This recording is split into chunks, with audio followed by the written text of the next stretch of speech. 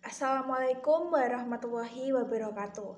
Perkenalkan, saya Sinta Yuliana Saputri dengan NPM 20862060055. Di sini saya akan menampilkan video simulasi pengembangan bahan ajar dengan mata pelajaran Ilmu Pengetahuan Alam dan Sosial atau IPAS fase B kelas 4 bab Bumi dan Alam Semesta, topik siklus air. Assalamualaikum warahmatullahi wabarakatuh. Selamat pagi anak-anak. Bagaimana kabar kalian hari ini? Alhamdulillah semua baik ya. Baik, siapa yang tidak masuk hari ini? Nihil, jadi semua masuk ya. Alhamdulillah. Nah, sebelum kita memulai pembelajaran pada hari ini, alangkah baiknya kita berdoa terlebih dahulu ya. Berdoa mulai. Berdoa selesai. Nah, agar kalian lebih semangat untuk memulai pembelajaran di pagi hari ini, kita menyanyikan lagu wajib Indonesia Raya dulu ya bersama-sama. Semuanya silahkan berdiri.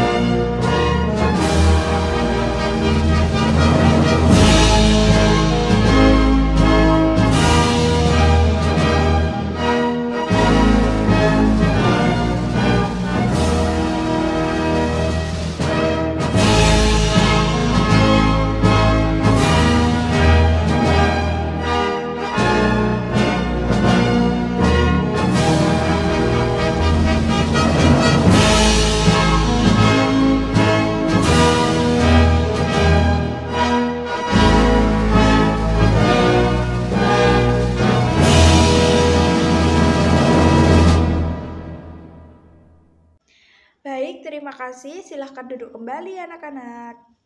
Nah, jadi kita kemarin sudah mempelajari tentang apa? Tentang benda-benda yang ada di sekitar kita. Sekarang kita akan belajar tentang ilmu pengetahuan alam dan sosial atau IPAS kelas 4 bab Bumi dan Alam Semesta, topik siklus air. Dengan tujuan pembelajaran, peserta didik dapat memahami terjadinya siklus air dan kaitannya dengan upaya menjaga ketersediaan air. Peserta didik mampu mengetahui manfaat air bagi makhluk hidup di bumi. Nah, apakah kalian tahu apa siklus air itu? Dan bagaimana terjadinya siklus air?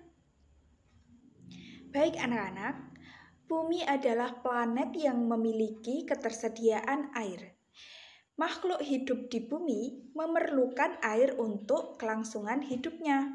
Nah, salah satu unsur penting dalam lingkungan adalah air. Air sangat diperlukan bagi kehidupan di bumi. Apa saja sih manfaat air itu? Mari kita simak bersama-sama ya. Nah, ini adalah manfaat air, yaitu ada bagi manusia, bagi hewan, bagi tumbuhan.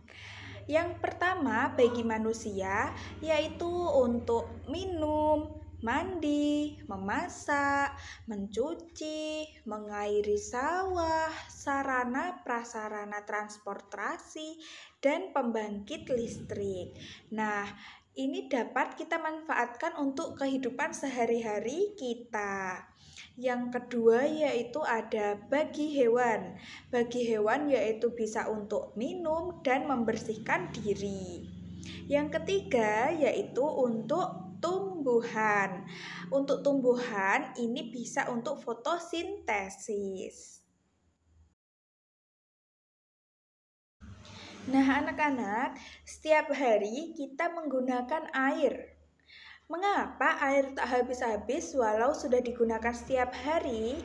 Nah, air selalu tersedia di bumi karena air mengalami siklus air. Siklus air ini merupakan perputaran air secara terus-menerus dari bumi ke atmosfer, lalu kembali lagi ke bumi. Nah, siklus air terjadi akibat pengaruh panas dari sinar matahari. Matahari menjadi penggerak utama terjadinya siklus air. Selanjutnya yaitu ada jenis-jenis siklus air. Siklus air ini terdapat berbagai macam jenis, yaitu ada 3. Yang pertama ada siklus pendek, siklus sedang, dan siklus panjang.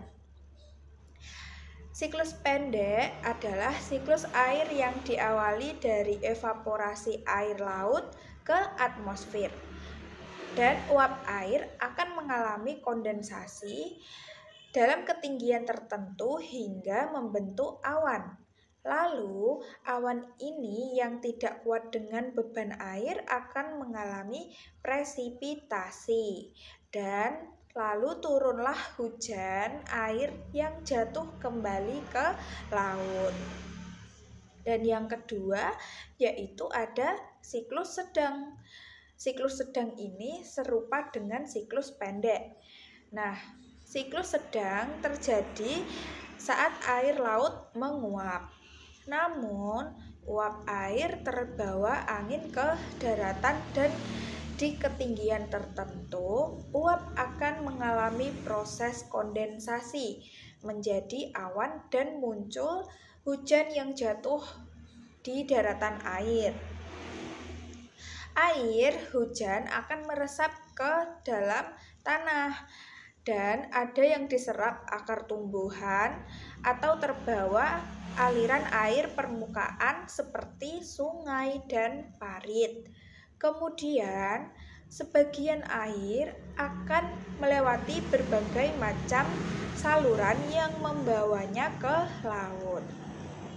Seperti itu ya. Dan yang ketiga yaitu ada siklus panjang. Siklus panjang ini terjadi karena proses evaporasi dan kondensasi air laut lalu yang membentuk awan. Kemudian awan terbawa angin ke tempat yang lebih tinggi. Bentuk awan tadi berkumpul dengan uap air hasil evaporasi danau, sungai, dan transpirasi tumbuhan. Ketinggian tempat mempengaruhi uap air yang menyentuh lapisan udara dingin hingga berubah menjadi salju dan terjadilah hujan salju di musim dingin. Hal ini juga membentuk bongkahan es pada pegunungan tinggi. Berkat adanya gaya gravitasi, bongkahan es di gunung akan turun ke tempat yang lebih rendah. yang dikenal dengan fenomena gletser. Jika gletser terkena suhu tinggi, maka akan mencair dan mengalir melalui perairan darat lalu kembali ke arah laut. Baik, selanjutnya yaitu tahap-tahap siklus air. Tahap-tahap siklus air yaitu ada 4. Yang pertama, evaporasi. Evaporasi atau penguapan. Kondensasi atau pengembunan. Dan yang ketiga yaitu presipitasi, turunnya hujan. Nah, dari presipitasi turunnya hujan ini lanjut di infiltrasi. Infiltrasi ini adalah peresapan air hujan ke tanah. Nah, sekarang perhatikan proses siklus air berikut ini. Nah, perhatikan gambar yang ada di hadapan kalian ini ya. Proses siklus air yang pertama adalah evaporasi. Nah, di sini kalian bisa lihat evaporasi adalah menguapnya air baik itu di laut, di sungai, maupun di danau akibat dari sinar matahari. Jadi ini yang ada di permukaan bumi ini menguap karena terkena sinar matahari.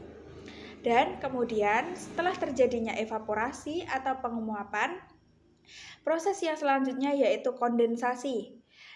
Kondensasi adalah proses berkumpulnya air di udara dalam bentuk awan dan lama-kelamaan uap air ini akan mendingin.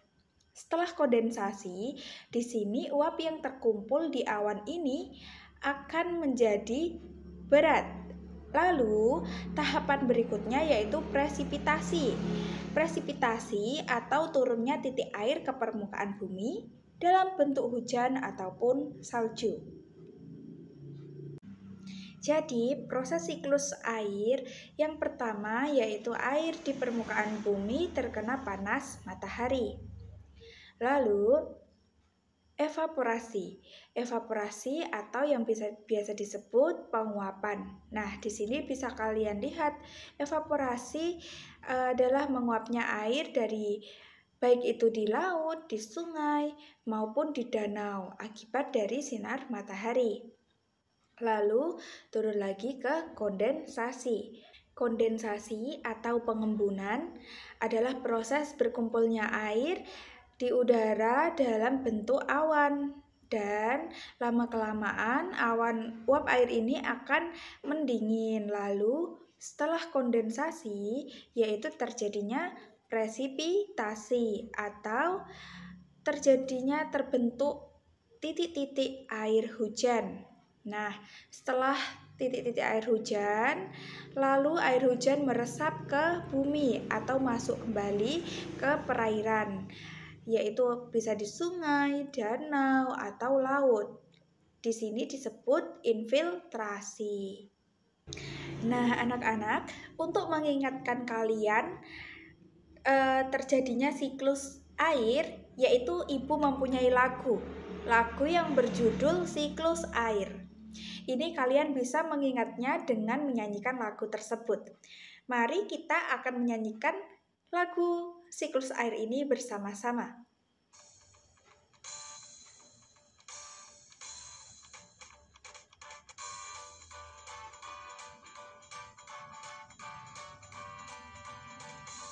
Tahukah kawan-kawan, air dapat diperbarui? Itu semua karena air ada siklusnya. Ayolah kita lihat seperti apa prosesnya. Siklus air dengan tahapannya. Laut, sungai menguap disebut evaporasi, lalu membentuk awan disebut kondensasi. Air jatuh ke bumi disebut presipitasi, meresap ke bumi disebut infiltrasi.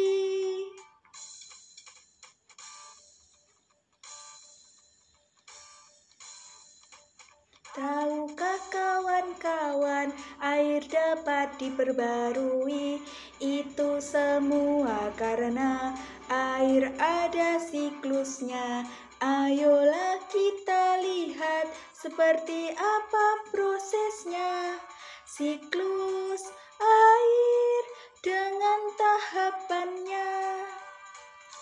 Laut, sungai menguap disebut evaporasi, lalu membentuk awan disebut kondensasi. Air jatuh ke bumi disebut presipitasi, meresap ke bumi disebut infiltrasi.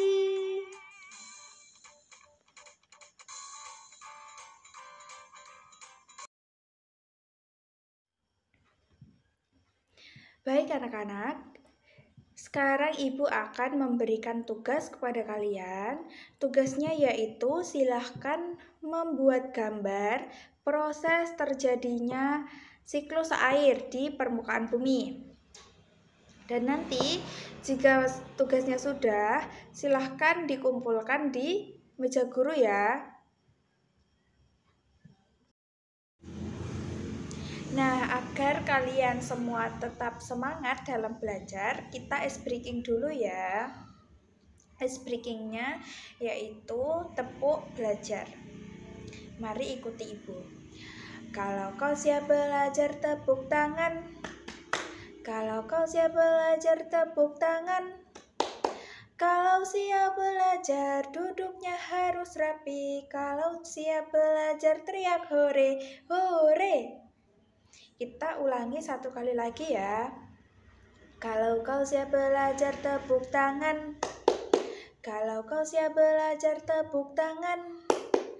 Kalau siap belajar, duduknya harus rapi. Kalau siap belajar, teriak hore, hore. Nah, terima kasih anak-anak. Baik, yang selanjutnya yaitu kegiatan manusia sebagai upaya menjaga ketersediaan air. Yang pertama yaitu membuat daerah resapan. Dan yang kedua melakukan reboisasi atau penanaman kembali. Dan yang ketiga menjaga kelestarian pohon. Yang keempat tidak mencemari lingkungan. Yang kelima menggunakan air secukupnya. Dan yang keenam membuang sampah pada tempatnya. Yang ketujuh, menggunakan produk yang ramah lingkungan agar tidak mencemari air. Dan yang kedelapan yaitu mendaur ulang sampah.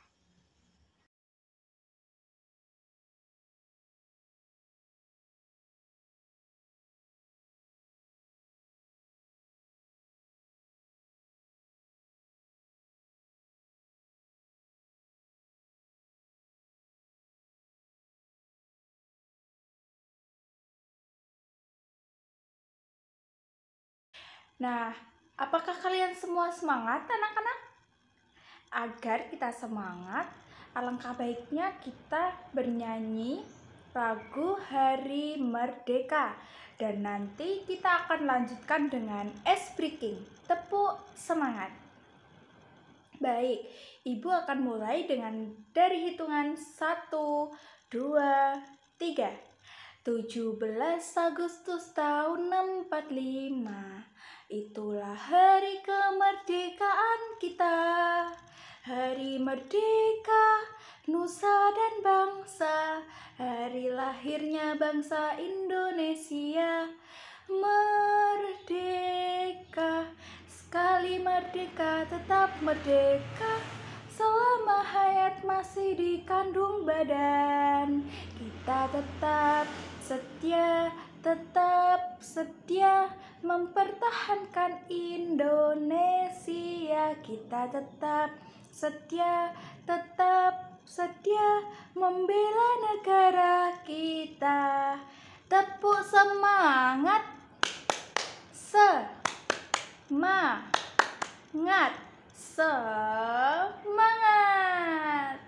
Nah, silahkan semua duduk kembali.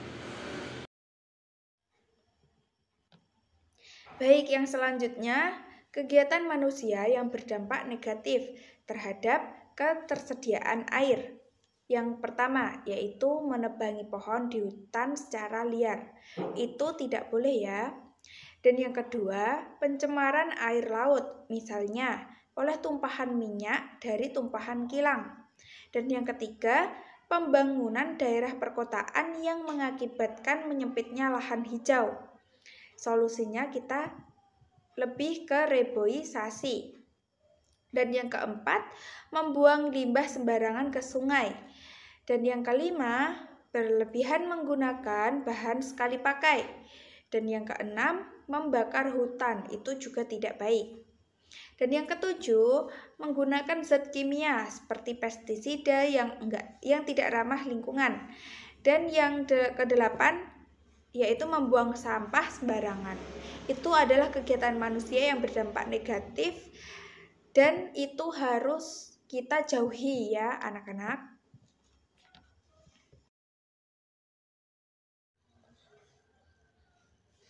Nah, sekarang yaitu fungsi hutan untuk siklus air.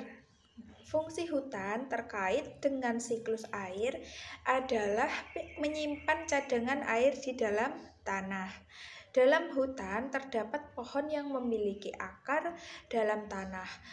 Dan hutan berfungsi sebagai daerah resapan air. Sehingga air teresap dalam tanah untuk jadi cadangan air. Hutan menjadi vegetasi atau daerah penyerapan air ke permukaan tanah. Dan terdapat pohon-pohon yang berfungsi sebagai penyerapan hujan. Manfaat penyerapan air hujan ke dalam tanah untuk mencegah banjir dan cadangan air untuk kehidupan.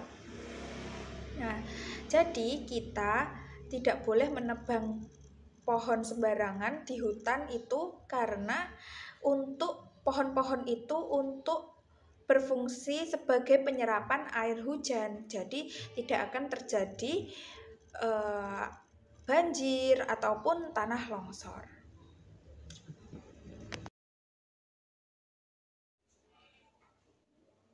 Baik anak-anak, sekarang Ibu akan memberikan soal lembar evaluasi.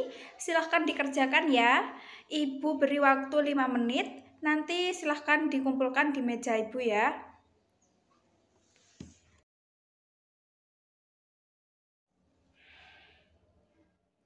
Baik anak-anak, sudah semua ya? Nah, tadi kita sudah belajar mengenai apa saja? Mengenai terjadinya proses siklus air, lalu kegiatan manusia yang berdampak positif terhadap siklus air, dan kegiatan manusia yang berdampak negatif terhadap siklus air. Lalu apalagi? Manfaat air bagi manusia, tumbuhan, hewan.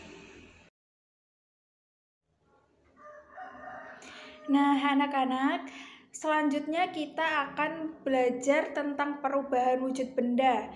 Itu silahkan dipelajari dulu di rumah ya, nanti kita bahas minggu depan.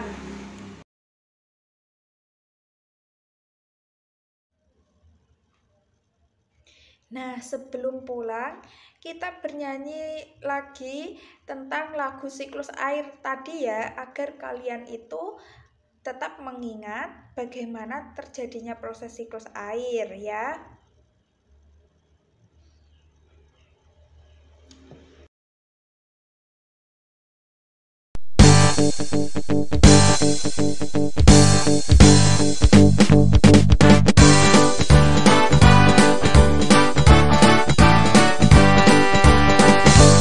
Tahukah kawan-kawan, air dapat diperbarui. Itu semua karena air ada siklusnya. Ayolah kita lihat seperti apa prosesnya. Siklus air dengan tahapannya. Laut, sungai menguap disebut evaporasi, lalu membentuk awan disebut kondensasi. Air jatuh ke bumi disebut presipitasi. Meresap ke bumi disebut infiltrasi.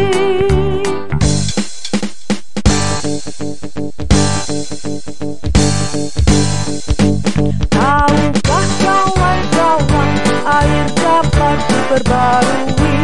Itu semua karena air ada siklusnya. Ayolah kita lihat seperti apa prosesnya. Siklus air dengan tahapannya. Laut sungai menguap disebut evaporasi.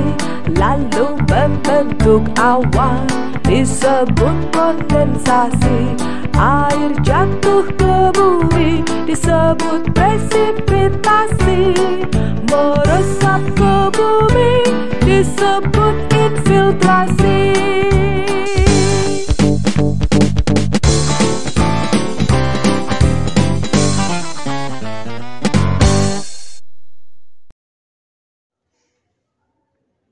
Baik anak-anak, cukup sekian ya penjelasan Ibu hari ini. Mudah-mudahan kalian paham dan mengerti. Silahkan bersiap-siap dulu, lalu kita berdoa. Berdoa mulai, doa selesai. Sampai jumpa kembali anak-anak. Wassalamualaikum warahmatullahi wabarakatuh.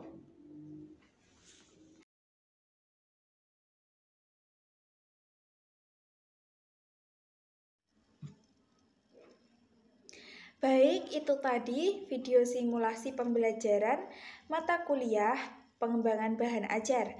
Sekian dari saya. Wassalamualaikum warahmatullahi wabarakatuh.